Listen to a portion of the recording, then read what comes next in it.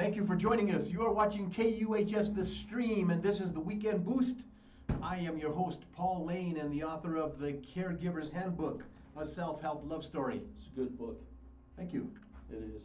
Guys, I talk about this book often, and please, if you'd like to get us autographed copy, please reach out to us at the station. You can reach me at laneman09 at comcast.net, LANEMAN09 at comcast.net.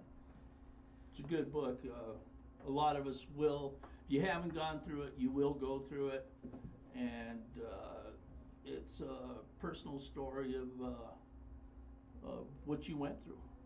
Absolutely. And it's not easy to go through that. And like I was saying yesterday, the price of love is grief. Grief. And losing someone, even your pet, is so hard, So, yeah, it's a great book. You all know that I support CALMA, Colorado Alliance for Latino Mentors and Authors. Guys, if you want to meet some Chicano legends, this is the organization that you want to be a part of. Find out about authors and poets and journalists and just really amazing people in the Colorado metro area. This is their anthology, Ramas y Raíces, Branches and Roots. This is a book that you really should have in your hands. Guys, every week I talk about this book, and I'm telling you, you have to get this book not on your bookshelf, but on your desk being read. Read this book, A People's History of the United States by Howard Zinn. Find out about the history they never taught you about in school. Find out about your culture and about your history, because I guarantee you, you're in this book. Another book that I've been talking about, I talk about it, and man, this book will blow your mind. In Mesa, Arizona, I got cousins that live in Mesa, Arizona, from the Yaqui Indian tribe and from the Pima tribe. The Hate Next Door takes place in Mesa, Arizona. It was a white undercover cop that went in and discovered that there's a huge white supremacist population in the Mesa, Arizona area, and it's everywhere. But this book will tell you exactly about who these people are, how they identify themselves, how they talk to each other, what they look for, and things that you need to be aware of about the hate next door. Ever wonder about how to overthrow the government? It's never been a real big issue until the last couple of years, but this is a book that you definitely might consider, How to Overthrow the Government. Arianna Huffington. If you know who Arianna Huffington is, you know that's a legend. Guys, I just want to make this announcement. David Carrillo, Kiko, is going to be my guest on the next show. He wrote this book, Kiko, A Life Without Parole to a Life with Purpose. David Carrillo, Kiko, was the only professor in the United States teaching college from prison. Man, I'm telling you, this book is not just a page turner. This is information that is pertinent, especially if you have young sons and daughters that are getting ready to go into the system. Not the penal system, the educational system, but prepare yourself for what's to come, what's in the system, how it traps you, how the politics work in there, the gangs, the code. I'm telling you, this book is just such an informative and an interesting book. It's a page turner. Right now I'm on like page 233, the 375-page book. You cannot put this book down. And the reason I say it's such an exciting book is because I'm interviewing a gentleman who wrote this book. Talk about an exciting book. Man, oh man. If you're Latino, and you are interested in finding out about your culture, about your history, about the struggles that have happened on your behalf, this is a book that you must have in your book. This is a college textbook, but let me tell you, it's written in a way that is almost like a historical novel. It's written in a way that when you pick it up, you start reading it, and man, get your highlighter, get a notebook, because you're going to get so many pertinent bits of information from this. And with that, I'm going to introduce our guest, Jerry Royce. Thank you so much for joining us today. Thanks for having me, man. El Puente Quebrado. The Broken Bridge. This book. And actually, it's two of my grandfathers. That's a family portrait. Two of my grandfathers on your right, the viewer's right, are in that picture. And so they were actually hauling timber to shore up the coal mines. And that's what they used to do, and that's when the bridge broke. Wow. Yeah, they so were that's an coal actual miners. photo. So my That's what my dad did, and pretty much all my uncles and everything. They were coal miners in southern Colorado. Uh-huh. Yeah, my So- grandpa was a coal miner in Yeah. Walsenburg. Yeah, and so yeah, that was the job you were given. You know, really didn't have much of a choice. I mean, uh, there was no opportunity to do anything else. Yeah, we were limited to very few professions and careers, and those who were the people in power made sure that that was exactly what happened. You know, I remember when I went to see a college counselor or a high school counselor, and they told me, yeah, you'll make a good carpenter, and I bought it. Yeah. I bought it, you Yeah. know, and I didn't even know that I was intelligent. I didn't know I had a relatively high IQ. I thought I was stupid. I was convinced by Mr. McIntosh at North High School. I don't know if you're still alive, but you know what? You pushed me out of high school, man. Yeah. Well, you know, I remember I went from ninth grade to, you know, to being a sophomore in high school, and the first thing my high school counselor told me was, you ought to do us all a favor and drop out. Oh, Plain and simple. Just do us all a favor and drop out. wow. And so in the morning, I would get up, and then you dressed in Levi's work clothes anyway. Mm-hmm. So I got a job. I was 16, but I got a job doing construction. Mm. You know, and so I would actually work to the construction site, and you know, that was it. I knew how to do it already. I mean, that's what I learned from my dad. You know, he taught us all of that, and you know, it was just like there was no opportunity. And you know, if you Polly Baca, in my interviews with Polly Baca, her principal tried to talk her out of, because of her grades, she Mhm. got a free ride to the college in Greeley. I can't remember the name of it, but and the same with my cousins. My cousin Antoinette Garcia. She was a valedictorian, and they tried to take that from her. Mhm. And that was at They tried Lincoln to High say she School. didn't have the Yeah, grade. that Yeah, I Lincoln saw High that. School in Sopris, Colorado. You know, Mhm. and just west of Trinidad. And so my uncle fought for it, and yeah, she did have it, and it happened to another cousin, but I can't remember. So you know, and my cousin Tony, she went on to be a judge. You Mhm. know, her Mhm. kids are lawyers and stuff.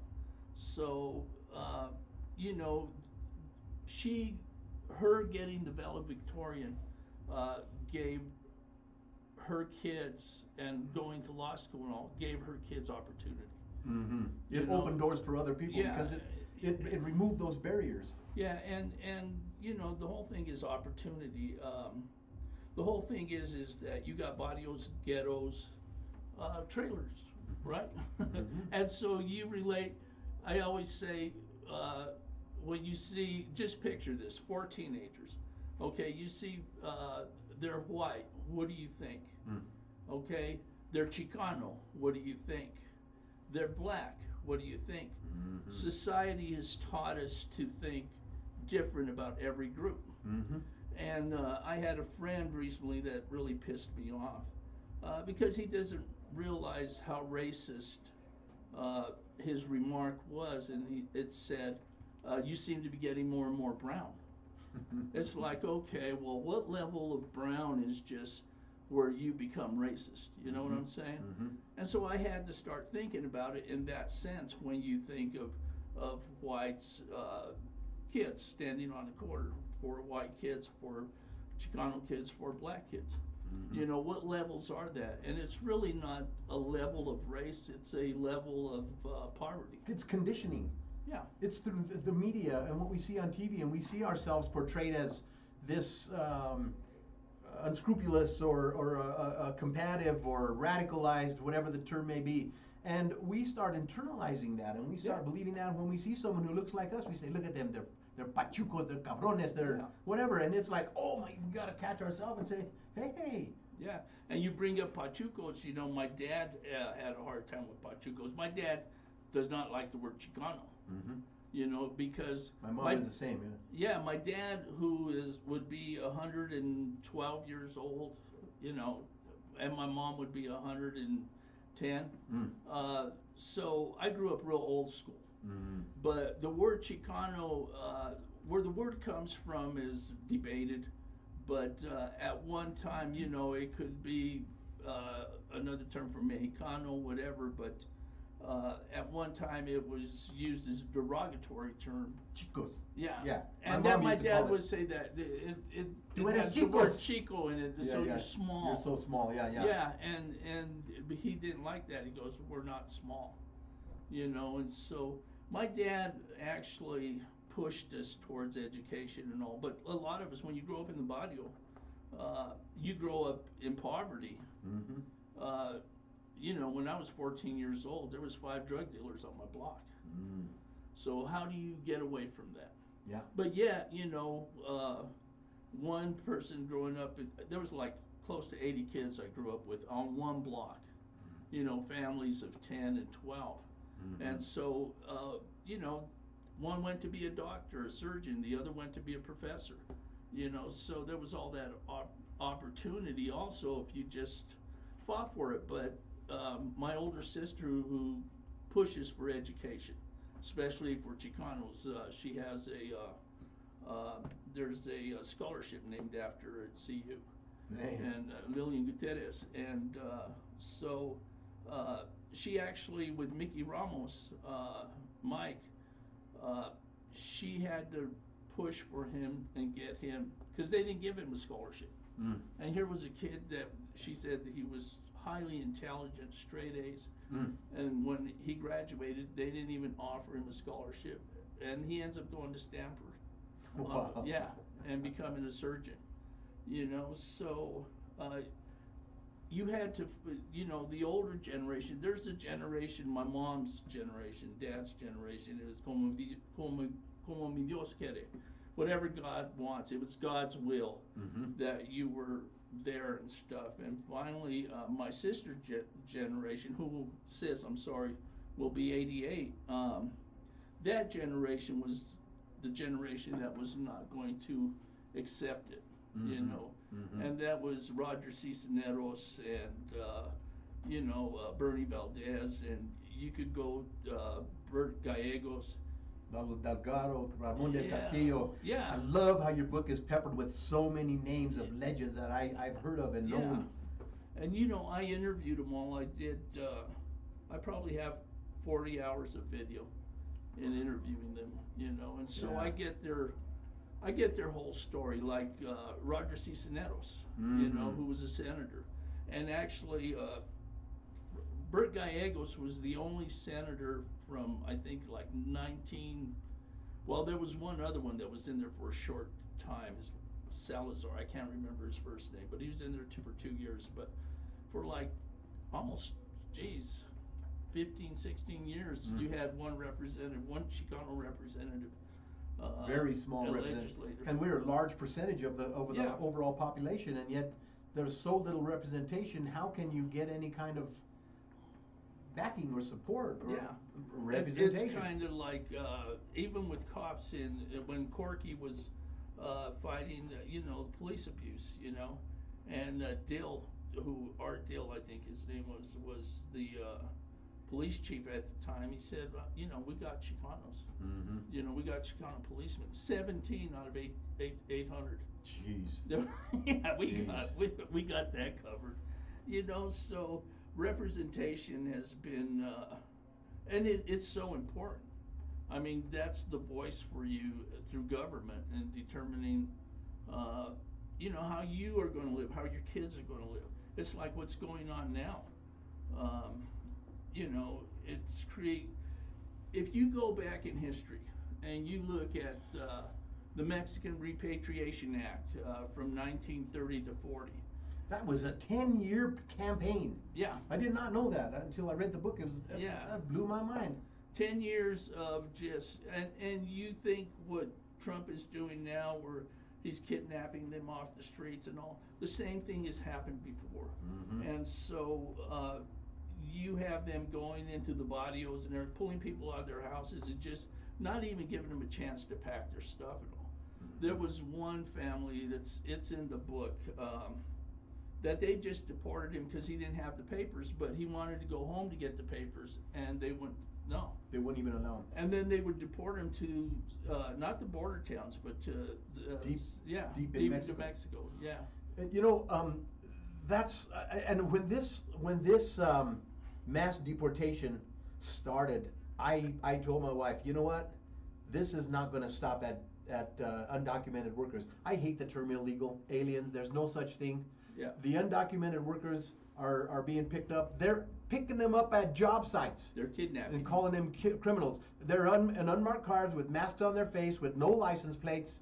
You know what I say? If they pick you up, piss in their back seat. Yeah.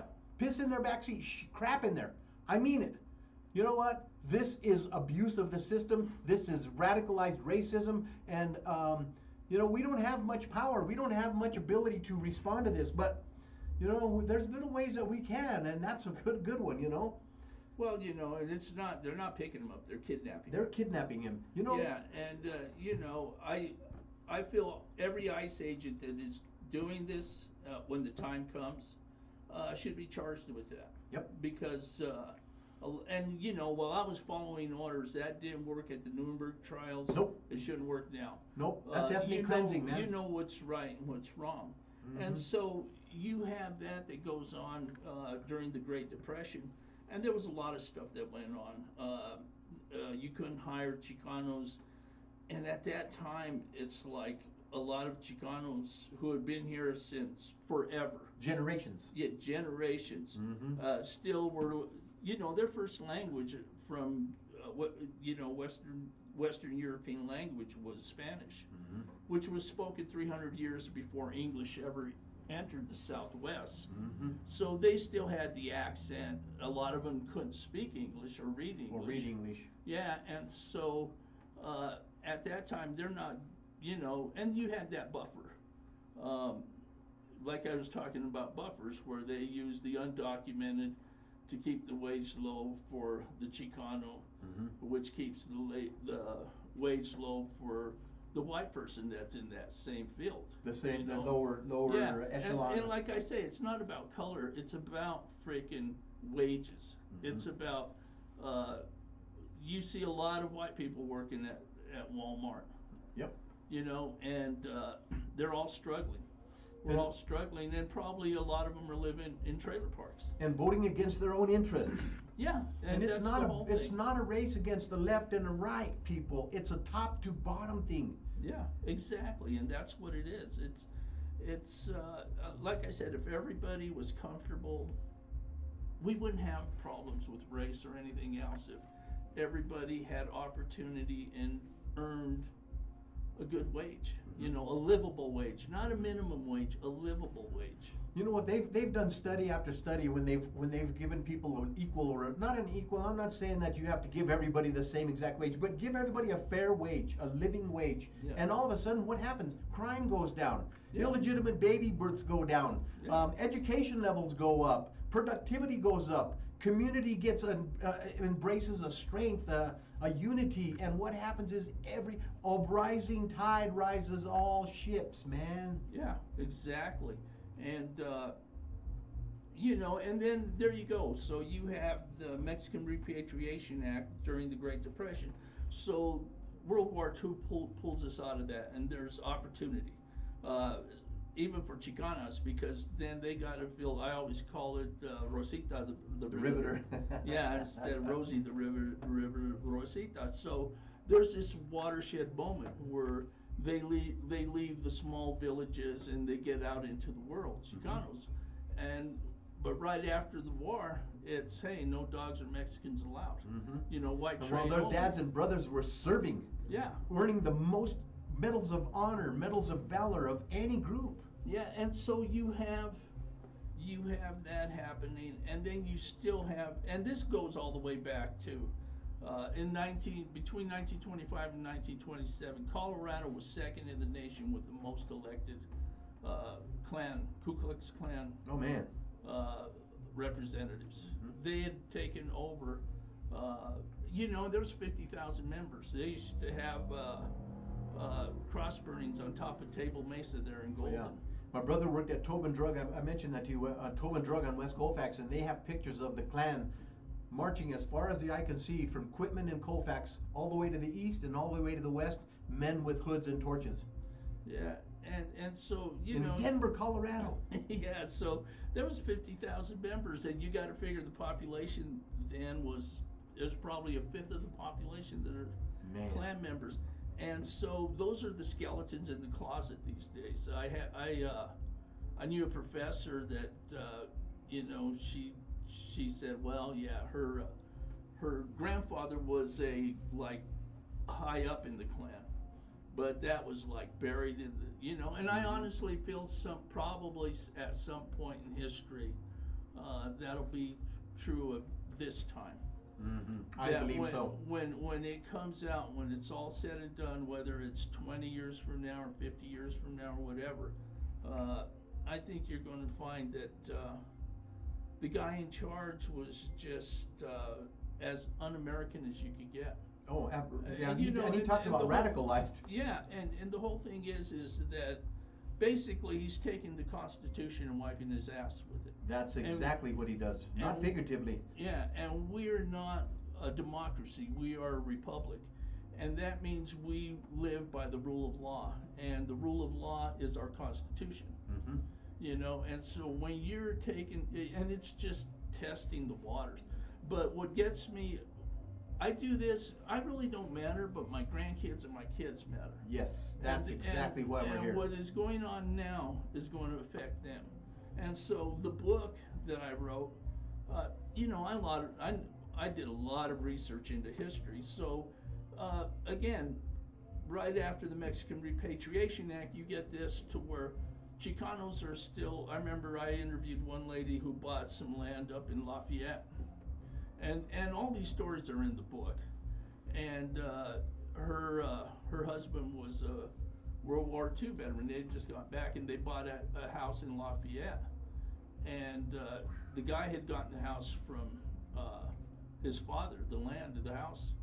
And the father told her, if I had known he was going to sell it to a Mexican, I would have never given it to him. Yeah. And so that was still what was lingering after all of this. So then you go through all of that, you're going through, you know, maybe some changes in society, and then comes, you know, Operation Wetback, which was the actual name of... That was an actual name. The actual name was Operation Wetback, and that was Eisenhower. And when you look at all this, this is what all these guys run on. You know, if America has a problem, hey, blame it on a Mexican, blame it on a Latino, blame it on a brown person. You know, don't blame it on those in charge who are responsible for all the bullshit that happens. Exactly. But blame it on, and always blame it on Latinos. So at that time, 1 million are deported. And again, you have the same thing. You create this climate of racism, of hate. And the public at large absorbs that and then and internalizes that, and next thing they know, they're standing there looking at you and saying, that must be a criminal. Yeah. That must be a marijuano. That must be a drug addict. That must be a whatever, you know, derogatory. Look at me, you know. I imagine what they say. I tell people, I go, so do you think I've been to prison, or do you think I've been to Princeton? Yeah, exactly, you know. You know, which one they always, you know, you think I went to Penn State or State Penn? Yeah, exactly, you know, and I'll be honest with you, I've been to both. Mm-hmm. You know, now you have my GED from DOC, and that's just where I grew up. A lot of people say, well, you had a choice.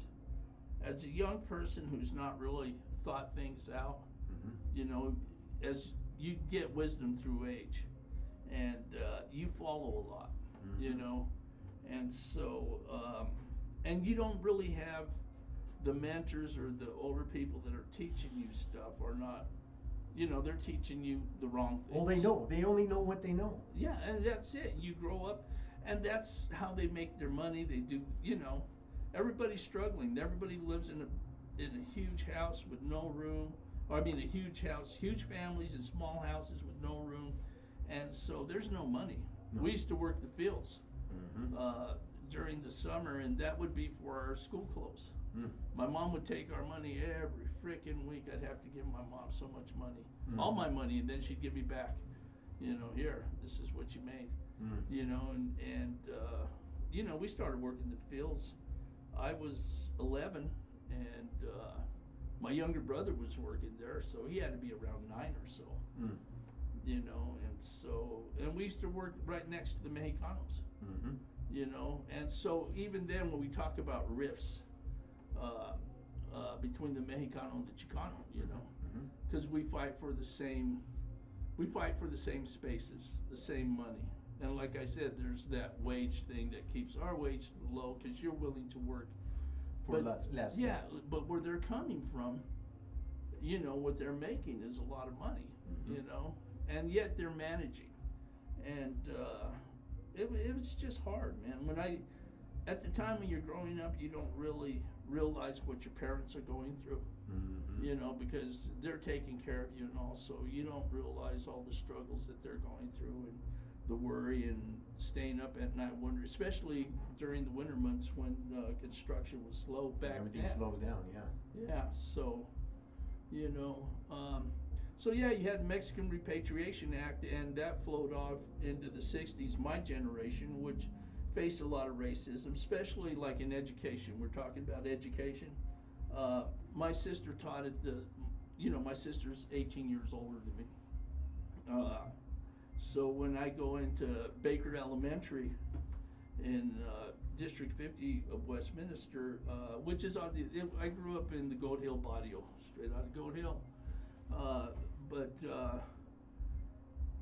you know, the elementary school, one time, when I was an adult, I was talking to this girl, this lady, and she says, what grade school did you go to? I go, Baker. And she goes, oh, you went to the retarded school. Wow. And I go, what? And she goes, that's where all the kids with Undesirables. Downs, kids with Downs and learning disabilities was to Baker. So they housed all the kids at Baker. Wow. But my sister says, you heard half the teachers were really good teachers, but the other half were racist. Mm-hmm. They were racist. What chance do you have when you have a teacher like that? Oh, Mrs. Wright, if your ass is out there, God, you ruined me from school. That teacher was just so racist that after second grade, I had her for second grade. I hated school after that. And then I had, like I say, you could probably get through one, but then when you got them after year, and when my sister's first day there, right, the principal takes her aside and tells her, well, again, we were at the bottom of the barrel. Our grades, everything was at the bottom of the barrel, but you have to realize what you're working with. And so my sister thought, oh my God, what kind of kids are these? And wow. so she goes in there, she was teaching in Sopris, and so she walked in there, and they were the same Chicanos she had been teaching. They were us, and so that was what the principal thought of us.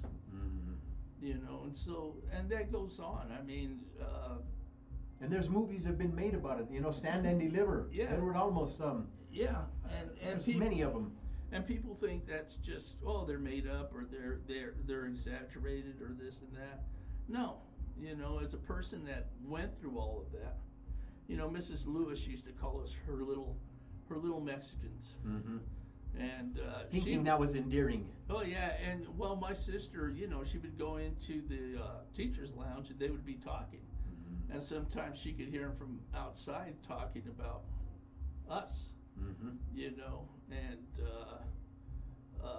like one was, oh, she's going to end up being trash because she's going to end up with one of these Mexican kids. It was a kid. You're talking about this, and this was my education. So by the time I get into junior high school and all, I'm pretty much done with school. And then of course, like I said, high school teachers just says, hey, why don't you do us all a favor and drop out? And then I go on to just,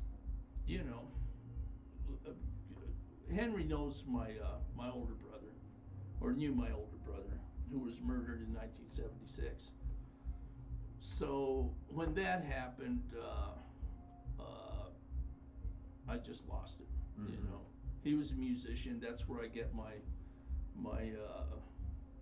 It's in us though. I mean, my grandkids are musicians, and it's just something that's in us. But you know, he was my idol and all. So when that happened, you know, violence in my family. My grandfather, my mom's dad, was murdered in 1923.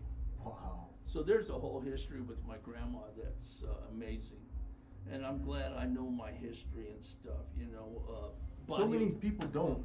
Yeah, and it's like Barrio Boy Blues. Okay. Hold it up here. Barrio Boy Blues, or is about growing up in the barrio, Goat Hill Barrio, during the 60s, and so that's it's history. It's fictional, but it's you know all the stories in there are real events. Yeah, they're Mm-hmm. real life events, Mm-hmm. and it's also about. There was actually 4 friends of mine that went to Vietnam, and that's how the book starts. I used to sit around and get high with them, and they would amongst each other they would start talking about Nam.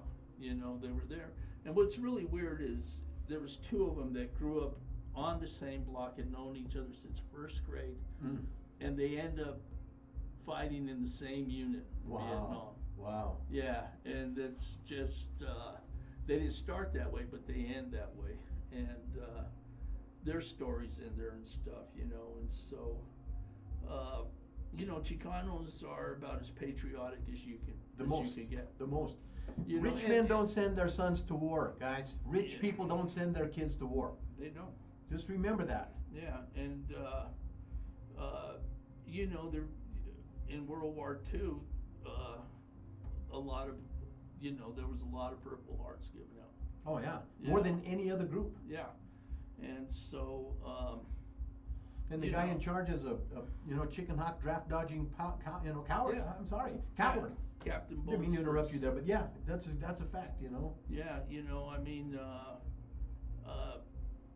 it's like, you know, my brother, he got a call for the draft. He didn't go shit his pants like Nugent did, Ted Nugent did. You know, he was in Yep. California at the same time, and he was actually doing really well. He was moving up, and so he got his draft notice, and he came back. You know, he didn't dodge anything. He came back. You know, Ted Nugent went and shit his pants. And here's Mr. Rah Rah All-American. Horse shit, man. Yeah. You know, I know Americans, and I tell you what, the guys I know, the combat vets I know, are disgusted with what's going on now. That's not what they fought for. Yeah.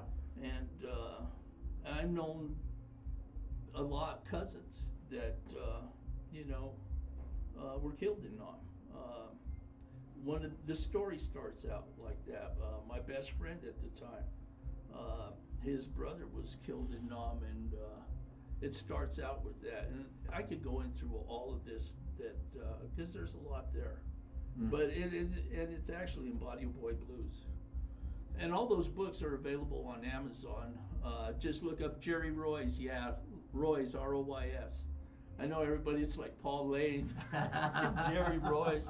You know, my daughter did a background check, and we really didn't know a whole lot. And she actually did a family tree also, but my dad's father was born in Spain, and it was Roy's. That was the last name. You know, they moved to Torreon, Mexico, and then he came here. Of course, my grandma Matilde was from here always. You know, was Apache. You know, and so we have so much native in us that you know, it's the Chicano. Yeah. It's the half-bearded man, the mestizo. The mestizo. Yeah, and we all have that Spanish in us. She did the family tree, and she goes, Dad, guess who your great-great ancestral grandfather is?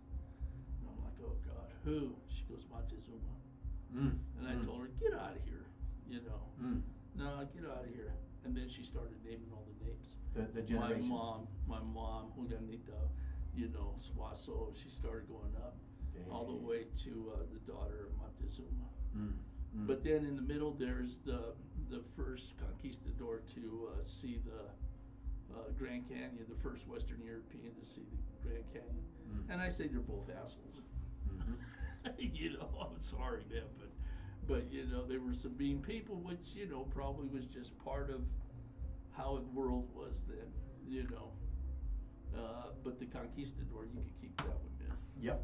You know. Hey guys, if you're just joining us, you're watching KUHS The Stream, and this is the Weekend Boost, and I am your host, Paul Lane. Today we're talking to my guest, Jerry Royce, who wrote the book, El Puente Quebrado, The Broken Bridge. Hey, what made you, or what inspired you to sit down and start writing this book, man? I mean, this is a powerful book. You know, I wrote, as I say, Barrio Boy Blues. You know, so I've always loved writing. I've always loved storytelling. I get that from my grandmother. And I've always had this history. I mean, my history goes, you know, from my grandmother. All my grandparents were born in the 1800s, late 1800s. My father was born in 1914, my mother in 1916. So I grew up with all this history. I grew up with the history you were never going to be taught in school. You know, the oral history. Yeah, the oral history. You know, it was all, you know, they told me about how it was, what they went through. They lived in Hispano villages, as they called them then. You know, they were village people. I always say they were Chicano hillbillies. But, you know, they were dirt poor. You know, they were very poor. And, you know, my father started working in the coal mines when he was 14. Wow. Before that, when he was 12, he used to just hook up mule lines to get him out. But he was actually a miner when he was 14. He started mining. And there was no safety, there was no OSHA, there was no none of that. No, yeah, you were there, and good luck getting out, really. Yeah, and he, you know, he ends up dying of black lung, you know, breathing all that coal dust for 35 years. And so it's their history. It's, I wanted to, because a lot of, like my kids, my grandkids, they won't know this history, you know, unless somebody tells it to them. Unless somebody writes it, you know, it's lost, and I don't want the history to be lost. I want them to know what your grandparents, your great grandparents, your parents went through. You know, how hard it was for them to get here where you're at, where you have opportunity now. You have so much more opportunity than they had, than I had. You know, and someone had to fight for that opportunity. And I always say we need to bring back the movements. You know, I grew up at a time of the movements, the Chicano movement, the Civil Rights movement, the Women's movement, AIM, the American Indian movement, you know, and we have to bring back those movements. I mean, the movements did a lot. That's what changed society's outlook, you know, and how they treat, you know, how they treat women, how they treat blacks, how they treat, you know, people, poor people in general, you know. And like I said, there's really no color, man. It's all about wages and opportunity. And, yeah, opportunity. You know, I mean, that's what really everybody should hate, is just starving people. You know, being okay with pulling food away from kids. If you're okay with that, if you're okay with taking lunch programs away and all that, and you're a good old Christian, well, you know what? Tell that to God when you get there. What you have done to the least of these, you have done unto me. Yeah. And I say that all the time on TikTok videos, and it's like nobody hears it, and people don't care. They, you know, hey, don't confuse me with the facts. My mind's already made up. Yeah, you know? and it's like, you know, hey, if you're okay with putting kids in cages, what happened before this? Yeah. You know. And then now you're zip-tying them. You know, you're traumatizing children, and you're okay with that. You know, you got to be a pretty screwed up person. Yeah, you got to have some really something twisted wrong with you. values, morals, or And you asked me if I was Christian, and and I said, well, I believe in the teachings of Jesus. mm-hmm. I'm Yeshua, not, I'm not into this whole legalized way of Christianity, this far right thing. They don't believe in the teachings of Jesus. Hey, truly don't. No, they don't. I mean, they're all about Trump. Hey, Trump wants to get as much money as he can. You all want to get, those who think like him want to get as much money as he can. Jesus told the rich man, hey, sell all your crap, give it to the poor, mm-hmm. and follow me. Mm-hmm. Love your neighbor. Jesus' teachings were all about love, so I am about all of that. Yeah. But most of them clasp onto the Old Testament. Mm-hmm. An eye where for an genocide eye. was the acceptable, the norm. Yeah, and you look to what's going on now around the world, and it's a sad place to be, man. Oh man. You know what? I'm gonna just change it. I'm gonna change gears right now because talking about around the world. I wanted to make sure and explain this before the show, and I forgot about it. But so as we know, there's a genocide going on in Palestine by an occupying country. But there's been some things on the horizon that are happening. I don't know if you know this, but Spain's parliament approved a complete arms embargo to the blue and white state. Complete arms embargo. They're not letting anything go export that has to do with weapons or type of equipment that would harm or kill somebody. Germany's supplied 1/3 of the weapons to Israel until now. They are stopping all lethal exports. Germany. Good. Italy, who supplies about 1% of the arms, has said they will not supply any more arms. The UK, well, whoopee-doo. They have 350 licenses for export, and they have suspended 29 of those 350. Of course, they're still letting parts for the F-35, the most harmful and destructive weapons. They're still letting those parts go so they can still bomb. And the United States, and I'm just going to say this, this guy, he wants that Nobel Peace Prize so badly, but he's been sending bombs to Israel since day one, and all 4 of his first 4 years. And I mean every Republican, Democrat president from 1948 to now has all been complicit in this. But times are changing. People are waking up. 65% of the world is standing up and marching and saying, free Palestine from the river to the sea. Even in UK, if you say that, you can get 1 year in jail.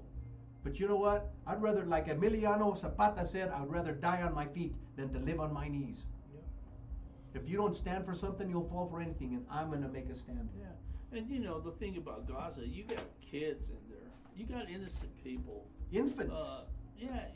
Getting killed, starving, and all of this. And it's like, what? The Holy Land? Because it's your Holy Land? It's God, Jesus would just look at that right now and said, oh, God, I don't want anything to do with this. Get thee hence. Get away from me. Yeah. I never knew you. Yeah. And so, if you're all right with that, there's really something wrong. And I understand. I understand that, okay, Hamas attacked. I understand all that. They started it. But okay, there is a point when you have a person down, you don't put the foot on the throat. Enough. Yeah, enough's enough. You have them down, start working towards, because all Israel is doing is building future enemies. All these kids that have gone through all of this and all, you hate your enemy, you hate your oppressor. And so it's just. Well, even the Hamas people that were there on October 7th, they were victims of the bombings in the past years. The Nakba. I mean, it just never ceases to amaze me how the Palestinian called it the Nakba, the catastrophe. It wasn't a catastrophe. It was a genocide. Yeah. They should call it what it was. It was the genocide from the Israelis. I think that the people of Palestine have a right to have their sovereignty recognized. Yeah. And more countries are recognizing them as a state now, which should have been done years ago. And the UN sits silently. The ICC, the International Criminal Court, the ICJ, the International Court of Justice has no teeth at all.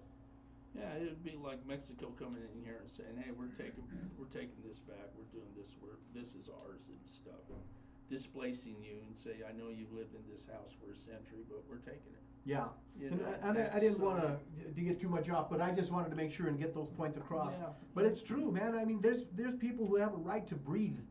Yeah, so, you know, and then again, to bring it around, now we have, you know, we have a person that is just an habitual liar. You know, I mean, 35,000 in 4 years. yeah, and all he does is lie. I mean, even when he knows the truth, he'll still lie. Mhm. They're eating your cats. He develops climates. They're rapists. They're killers. Yeah, it's just always a climate of hate. And again, you know, every time we've gone through this, and you want to know why he's still trying to. He said he would deport the most out of any president. Mm-hmm. Eisenhower deported 1 million, so he's got a quota to make, and that's why he's going after your gardener, our Mhm. gardener, whatever. I mean, you know, he's going after people that are working, Mm-hmm. and it isn't like they're good people. They're good people. I know a lot of them. Mm-hmm. They're not criminals. They're not rapists. They're not murderers. They're not drug dealers. They're good people. They're hardworking people, and Trying to survive. and they provide a service to us, because nobody wants. What jobs do you want? Who of you out there is going to go work in the field? Who of you Mhm. out there is going to go work in a hotel, making up beds and cleaning rooms? You know, Mm-hmm. they're not taking your jobs. You want to know the guy taking your jobs? He's sitting in the White House. Yep. That's the guy taking your jobs. Yep. I mean, right now he laid off all these, you know, Federal workers. Yeah, and it's never been done before. He didn't have to do it. Mm-hmm. And they're blaming the Democrats. No, the Republican Party is the party in power, okay? Yeah. So it's not the Democrats. So quit believing that crap. And first of all, I say above all else, I'm not a Democrat. I'm not a Republican. I am an American. And I will fight for American values, and those values lie within the Constitution. That's right. And if you can't understand that and you can't get that, you need to. Mm-hmm. You need to start doing some research. You need to start looking at some stuff. And because, hey, he's only been testing the waters. That's all he's been doing. What can I get away with? What can I get away with? You How know, far what can I are, push it? what are the courts going to give me? What's the Supreme Court going to give me? And that's all he's been doing, to see how much he can get away with. And he says it himself. He talks about, you know, dictators controlling crime. Maybe that's not a bad thing. No, it is. That's a bad thing. It's Yeah. a bad thing. You know, The Posse Comitatus Act states that military cannot be police officers. They cannot use military tactics, weapons, or any other thing else on civilians. Their job is to protect civilians, not to attack them. And if you've been convinced that the National Guard being unleashed on American cities, then you need to do a little history, and you need to learn about the Posse Comitatus Act. You need to learn about the Constitution, because every single military person, everyone without exception, including the guy in the White House, made a vow to the U.S. Constitution to defend and protect the U.S. Constitution against all enemies, foreign and domestic. And then he sits there and says the Democrats are the enemy within. We are not the enemy.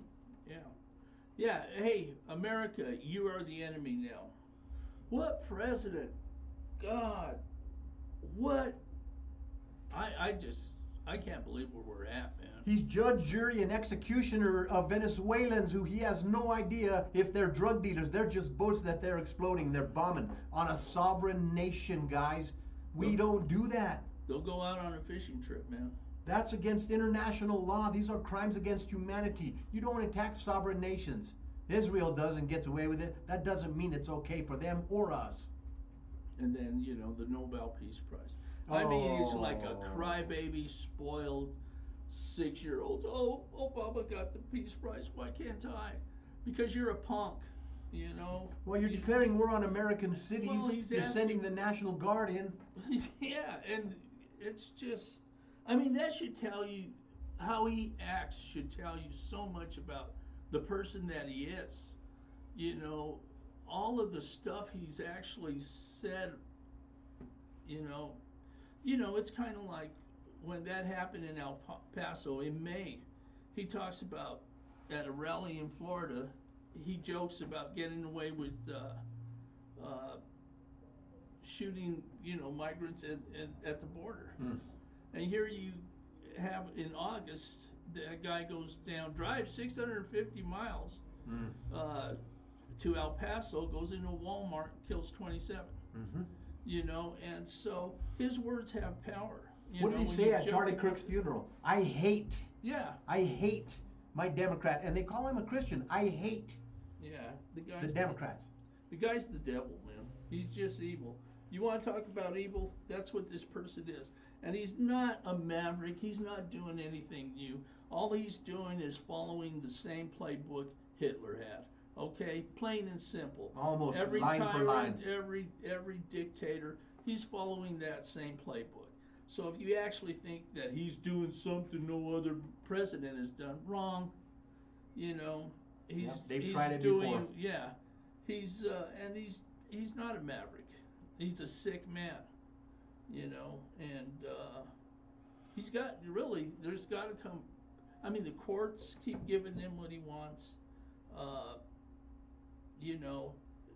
Nobody speaks up against him in the Republican Party. Pack of chicken shits, as my dad would say. And I'm sorry, Democratic Party, man, you need to get a spine. Man, oh man, I'm telling you that you need to get a spine, and like I say, the movements have to come back. He talks about Antifa, this and that, but the movements have to come back. Civil rights movements, the women's movements, the movements have to come back. The Chicano movement, American Indian movement, they have to come back. Look for me on TikTok and look for the Latino Freeze, because I've been talking about it since last October. I had 127,000 views on one of my videos talking about the Latino Freeze. There's the blackout the system. There's all different people. Now they got the purple revolution where all the Trumpers are leaving Trump and going and trying to start with unifying with Democrats. And I'm very leery about that. In fact, I won't be a part of that purple revolution. I'm glad you guys can go do the marching now. We've been marching. My wife and I have been marching 5 times. October 18th, black out the system. It's a complete shut down the system. And guys, I've talked about this before. Stop participating if you can. Stop going to the big grocery stores. Don't go to big box stores. Don't go to chain restaurants. Don't go to small chain restaurants. Do what I did. Cancel, deactivate your Facebook account, your Instagram account, your WhatsApp, and especially your Messenger. I have deleted and canceled my Prime membership, Amazon Prime. I've canceled Netflix. I've canceled Disney. I don't have any of those things. You know why? Because I'm not going to feed the freaking rich man no more. I'm not participating every day. Imagine if just 20% of us did that for 1 week. What could we do? Our voice would be a roar. Stand up. And today is the day of prayer from the Pope. A day of prayer for America. So 12 o'clock, man, say a prayer. Maybe God will answer it, but say a prayer for America. Yes, say a prayer. So, we need it, so... Guys, desperate times call for desperate measures. We are in desperate times. I'm telling you, things have never been this bad. If you don't believe me, look at the car market. Automobiles, GMC, they just found out a big old scam about them putting out junky pieces of crap cars. Ford, all the Toyota, Subaru's leaving America. Hyundai has left America. There are so many large car manufacturers there have never been this many repossessed automobiles in the history of America. Houses, the foreclosure market is so big they can't even keep up with it. People are losing their homes. There's other industries. Now we find out that the egg industry reported a 300% increase. The supply chain problems are over, but yet they still reported of over $500 million in profits in the last quarter. It's a false narrative. They are not having problems with producing eggs. They're just charging you more. Yeah, Mr. Day One, I'm going to fix inflation. If you